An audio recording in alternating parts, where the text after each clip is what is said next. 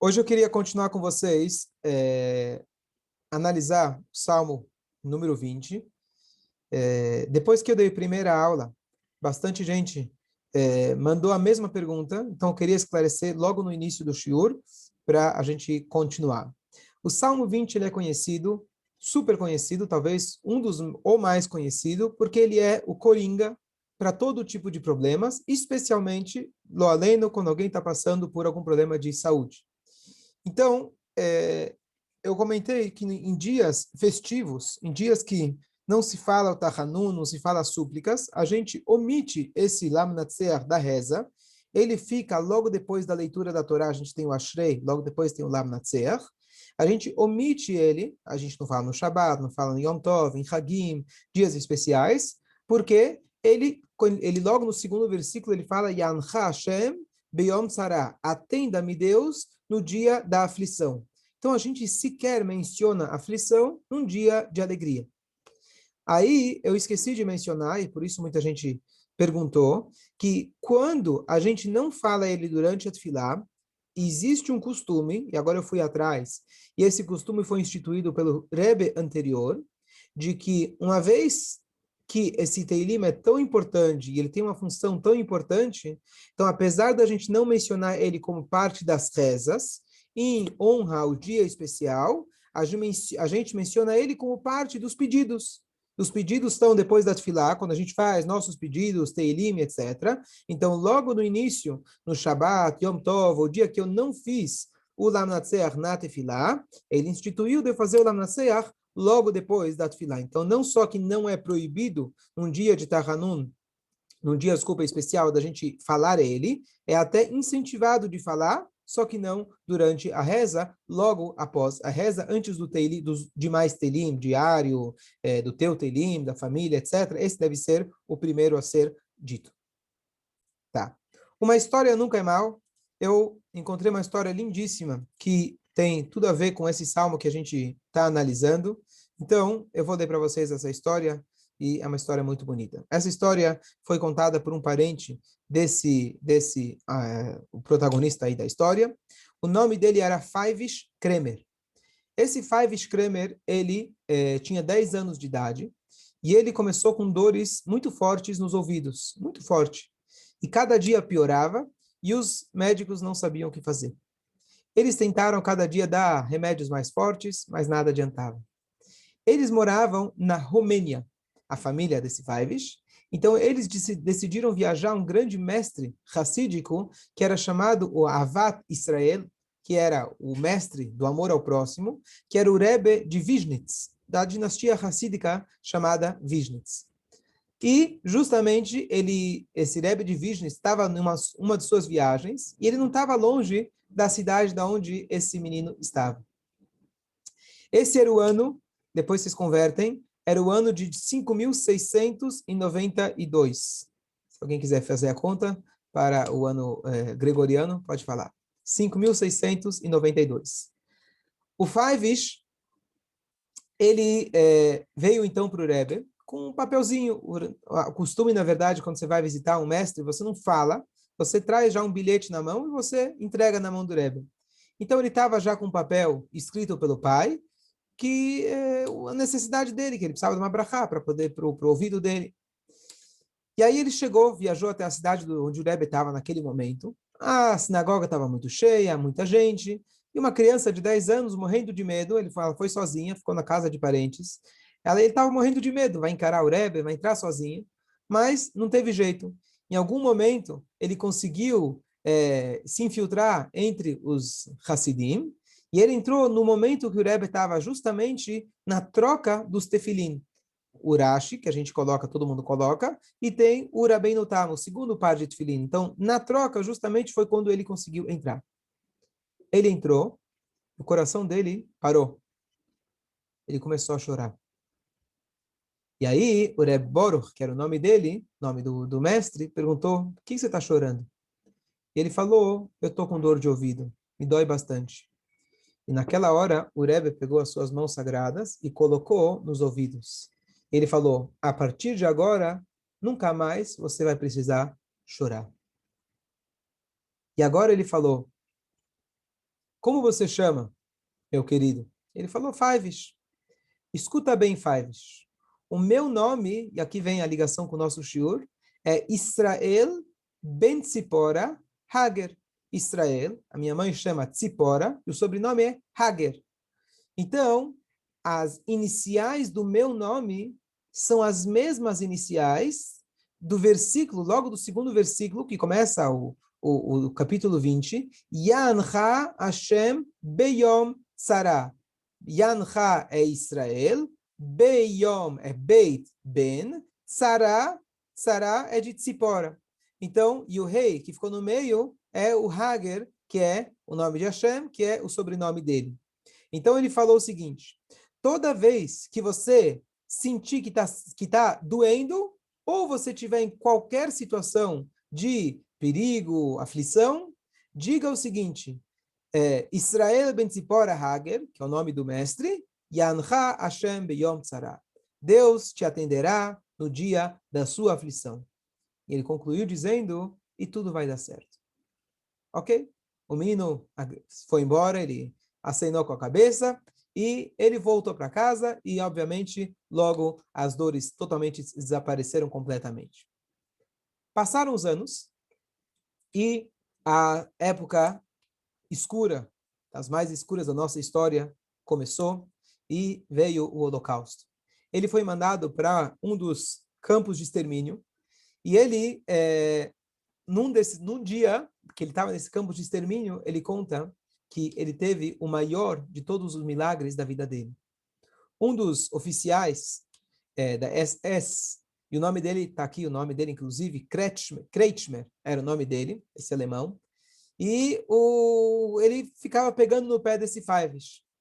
E ele, então, um dia pediu para o Fives servir como mensageiro para trazer um outro judeu, para um servicinho. Qual que era o serviço? Ele chamou esse outro judeu, ele tinha que colocar uma escada, aquelas escadas de corda, aquelas escadas soltas, para descer dentro de um poço, e esse poço, na verdade, era a fossa.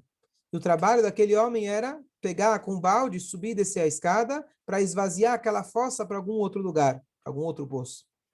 Bom, o trabalho dos menos agradáveis possíveis, mas ele não teve jeito, ele foi lá, chamou o amigo e falou. O Kretschmer, que era o soldado, ficou em cima para verificar o trabalho. E depois que o judeu, amigo do Fives, ele desceu, ele vira e fala para ele, bom, agora você já pode tirar a escada. O que significa que o homem não ia ter como sair daquela poça. Ou seja, a morte garantida em pouco tempo. E como ele foi ameaçado de morte, ele conta que ele não teve jeito, ele foi lá e tirou a escada. Milagrosamente, passaram alguns instantes e aquele Kretschmer foi chamado para alguma coisa urgente, ele voltou com a escada e salvou o amigo. Bom, passou um tempo, o soldado ele viu aquele Yehudi andando por aí, ele entendeu que o plano dele não deu certo, e ele logo fez o cálculo que o Fives tinha salvo ele. A primeira coisa que ele fez, lo aleno, ele foi lá e atirou e matou aquele homem do buraco. E depois, ele foi procurar o Fives. Ele chegou para o Fives, ele falou, se curva.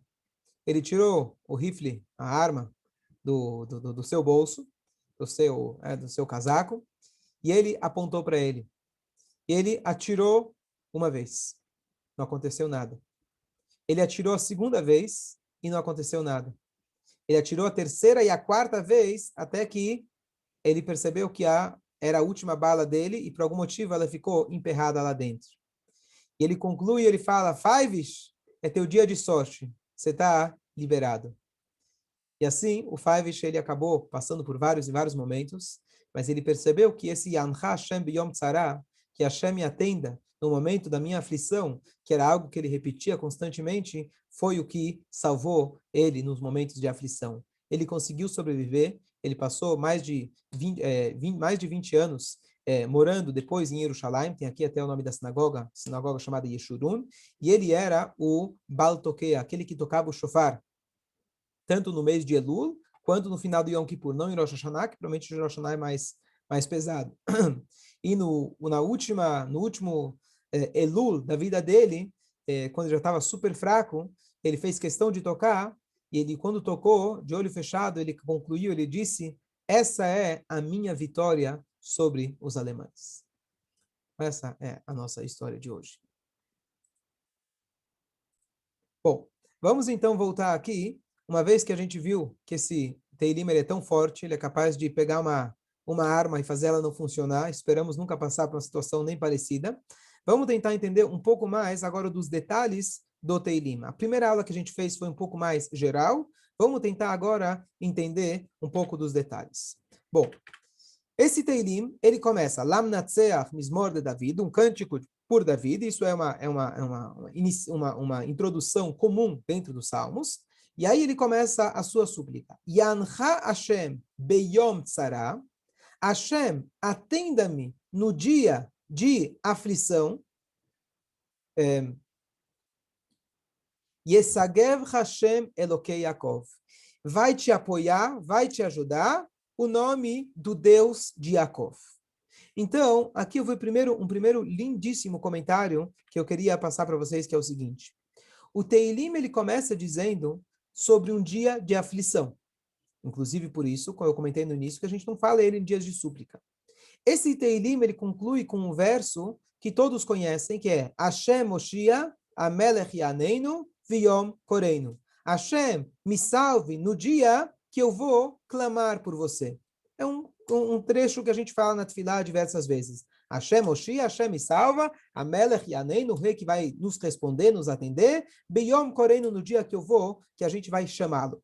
Então, esse Teilim, ele começa com tzará, claro, com dificuldades, com aflição, mas ao longo do Teilim, ele vai pedindo ajuda de Hashem para ele conseguir enfrentar, seja na explicação que está se referindo a uma das guerras do rei Davi, ou nas nossas guerras no dia a dia para qualquer tipo de aflição, e a gente, ao longo do Teilim, a gente vai se fortificando a nossa fé em Hashem, que ele é aquele que vai nos apoiar. E a gente conclui dizendo, Deus é aquele que vai nos atender no dia que eu chamo eles. Então eu vi um comentário curto, mas muito bonito, que ele fala o seguinte, às vezes, vou falar nas minhas palavras, às vezes tem dias ou momentos na vida que a gente encara eles como Yom Tzara. Hoje é um dia ruim. Hoje eu acordei com o pé esquerdo. Logo que eu acordei, já aconteceu A. Logo que eu fui para a cozinha, quebrei o copo, B. E aí depois, quando eu fui rezar, C. E assim você começa a juntar as coisas e fala, hoje é um dia de azar, certo? Ou você fala, bom, desde que começou esse mês, ou desde que começou essa semana, está tudo dando errado. A gente tem às vezes, costume de querer juntar na cabeça um sanduíche e achar que, bom, Deus agora está querendo metralhar tudo de uma vez. Como se diz em português, quando chove, vem a tempestade. Em inglês se fala, when it rains, it pours. Né? Então, você acha que já que está ruim, então já vem tudo de uma vez. Então, a gente tem essa tendência de chamar o dia de Yom Tzara, de aflição. Agora, o que ele fala? Quando a gente tem isso na cabeça, a gente começa a encarar e dizer, bom, estou numa fase difícil, estou num momento difícil. Como que eu posso transformar isso? Claro, eu vou rezar para Deus que a partir de agora as coisas vão mudar. E é isso que eu vou estar falando durante o Salmo. Hashem me ajuda que a partir de agora os goim eles acreditam no cavalo e na carroça, ou seja, na sua força, no seu poder, no seu empenho, no seu dinheiro, nas suas forças físicas. E eu acredito em Hashem. E aí eu concluo dizendo, Hashem Oshia Melech Yaneinu Beyom Koreinu. O que é Yom Koreinu? No dia que eu chamei ele. Então, olha que interessante. Eu comecei falando como Yom Tzara, o dia da aflição, e eu concluo dizendo Yom Koreinu, no dia que eu clamei por ele. Então, aqui a gente tem uma lição muito grande. Às vezes temos dias ou momentos, semanas ou épocas, que a gente fala, bom que passou, mas aquele dia ficou marcado para mim. Aquela mancha ficou. Aquilo que aconteceu naquele dia, eu não vou esquecer nunca. Aquele foi um dia ruim. Tá bom que depois me trouxe para coisas boas, tá bom que depois eu consegui superar, tá bom, mas aquele dia é um dia ruim. Será que existe como a gente transformar retroativamente, mesmo o dia ruim, aquele dia que a gente não vê salvação, que a gente não vê saída, e transformar ele para um dia bom? É isso a mensagem, uma das mensagens que o Teilim está dizendo para a gente. Então tem o começo, o meio e o fim. O começo é, eu estou na aflição. O meio é, eu clamo para Hashem me ajudar. E por último, eu chamo por Hashem. Hashem Moshia, Hashem ele vai ajudar, Beyom Koreinu, no dia que eu clamo por ele. O que significa? Que nós somos capazes de dar um sentido, mesmo para as nossas aflições, mesmo para os dias difíceis, se a gente passar a viver uma vida ou um dia que a gente está constantemente Beyom Koreinu, sempre clamando por Hashem, buscando Hashem, pedindo para Hashem, agradecendo Hashem.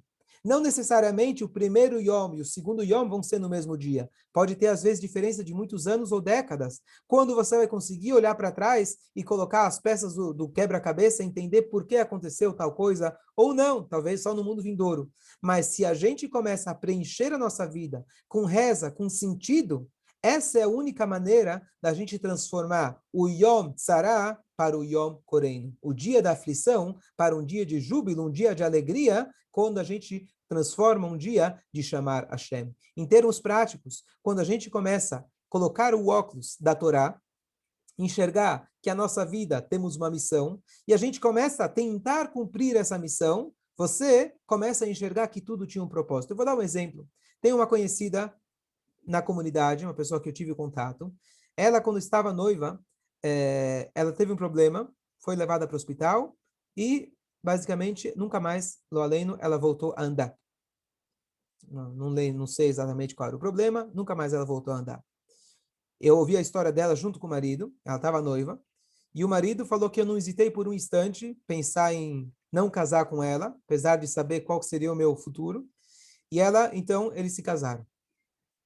Bom, eles se casaram e eles, na verdade, abriram uma empresa que ajuda na adequação de pessoas com deficiência, onde a lei do Brasil exige que, dependendo do tamanho da empresa, você tem que ter uma certa porcentagem de pessoas com deficiências de diversos tipos. Então, eles preparam tanto as empresas quanto esses funcionários para se adequarem para o trabalho do dia a dia.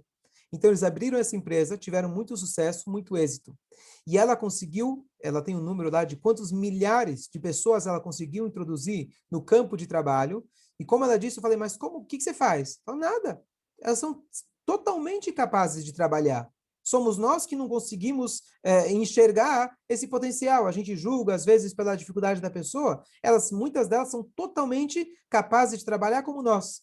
Para você ter uma ideia, essa mulher, ela faz academia todos os dias. Ela falou para mim que ela faz bicicleta. Eu falei, como você faz bicicleta? Sim, ela tem uma bicicleta que ela faz com a mão todos os dias. E ela leva uma vida, poderia dizer que é absolutamente normal, na cadeira de rodas, com as dificuldades, mas ela leva uma vida totalmente normal e ela introduz isso na mente, na nossa cabeça, que sempre a gente olha diferente para uma pessoa diferente, que eles não são diferentes, que eles têm, como o Rebbe sempre chamou, são especiais e muito pelo contrário. Então, além disso, ela conseguiu aprovar várias leis, uma delas, que em cada calçada, aqui em São Paulo, por exemplo, você tem que ter aquela rampa para que uma cadeira de roda possa subir. Hoje, o nosso prédio aqui na sinagoga, não sei se é graças a ela, mas com certeza teve influência. Todos os prédios grandes, você tem que ter um banheiro, etc., para pessoas com deficiências, etc., coisa que há poucos anos atrás ninguém nem pensava. Então, eu perguntei para o marido dela, eu falei, bom, passaram-se tantos anos, será que tem algum tratamento já para o pé dela e etc., para a perna? Ele falou, eu não estou nem interessado. Para mim, isso tem tanto sentido na minha vida, tudo o que aconteceu, e todas as nossas conquistas, e todas as nossas transformações, que eu nem quero ir atrás do tratamento.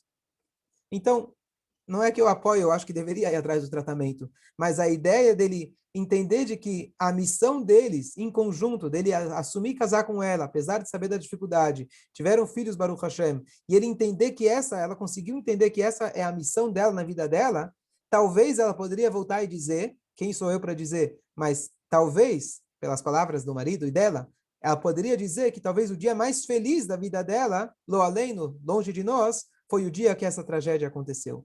Claro que a gente não deseja isso para ninguém, mas uma vez que a gente percebe que essa é a nossa missão, que nós temos um propósito aqui na vida, a gente consegue fazer com que o Yom Koreinu, ele transforma o Yom Sarah. Esse é o primeiro comentário do shiur de hoje.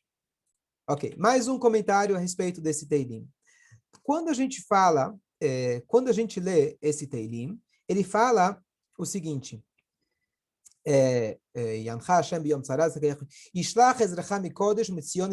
Deus ele vai mandar a salvação do seu lugar sagrado, e do Tzion ele vai te apoiar. Depois ele fala, Izkor kol minchotecha veolatcha yidashne sela. Significa que Deus vai lembrar os seus sacrifícios. O que significa que Deus vai lembrar os seus sacrifícios? David Amelech, ele está no meio da guerra. Ele pede, Hashem, me ajuda na guerra. Me ajuda que os inimigos estão vindo com cavalos e eles acreditam nas forças físicas. Hashem, você é para quem eu clamo. Lembre os sacrifícios. O que tem a ver os sacrifícios no meio de tudo isso? Então, aqui existe um comentário que é o seguinte. Nós tivemos agora a passagem de Esther, e a Esther ela foi pedir para o rei a salvação do povo judeu. Então, tem um comentarista lá nessa história que ele fala o seguinte: todo aquele que pede, faz um pedido para o rei, e ele conseguiu aquilo que ele queria, não é adequado você se apressar e logo em seguida pedir um outro, a não ser que seja de forma adequada. Ou seja, às vezes a gente tem a tendência a pedir para alguém um favor. Ele me deu o dedo, então deixa eu agora aproveitar e puxar a mão inteira. Quando ele me deu a mão, eu já aproveito e puxo tudo. Então, o que acontece? Nós temos, por um lado, existe um conceito de que quando nós agradecemos a Hashem, sempre a gente linka já com o próximo pedido. E é errado a gente agradecer sem em seguida pedir. A gente agradece e em seguida pede. O que ele está dizendo para a gente aqui é que no meio do salmo ele sentiu que, poxa, estou pedindo.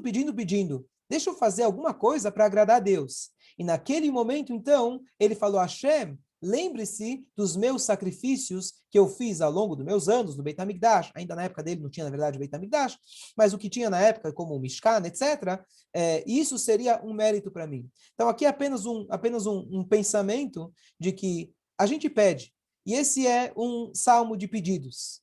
Mas a gente não pode esquecer que a gente também tem que fazer por merecer. Tentar em algum momento, quando a gente está pedindo para alguém que precisa de refuah shlemah, para alguém que precisa de qualquer tipo de salvação, vamos tentar fazer algum tipo de mincha. Mincha se refere a um sacrifício, mas a palavra mincha significa presente. Vamos dar um presente para Hashem. Por que presente? Porque não é uma troca. Não é, Deus, eu faço isso para você me fazer aquilo. Eu dou um presente, eu quero agradar a Hashem, e eu espero que através desse presente, desse meu autossacrifício, desse meu crescimento espiritual, dessa atitude boa que eu decidi ter em prol da refuá ou da salvação de fulano, então isso vai ser como se fosse um cli, vai ser um recipiente para que a brachá de Deus seja Yancha Hashem Biyom Tzara, que Hashem atenda a gente no momento de nossa aflição. Eu queria concluir o shiur com uma explicação de uma palavra que ela aparece no Teilim várias vezes. Eu vou apenas fazer uma pausa se alguém tiver uma pergunta. Então, eu acho que uns 5 anos atrás, uma senhora veio me perguntar qual é o significado da palavra sela. Nós temos a palavra no Teilim, na reza aparece também a palavra sela. Sela no Teilim é soletrado com Samer, Lamed, Rei. Nós temos Sela com Ain no final, que significa rocha. Não é esse Sela que eu estou falando. Sela é como se fosse, ele aparece algumas vezes, Lashem Aishua Alamcha Birchatecha Sela. Ela aparece várias vezes. E nesse salmo, ela aparece também. Então, o que significa essa palavra Sela?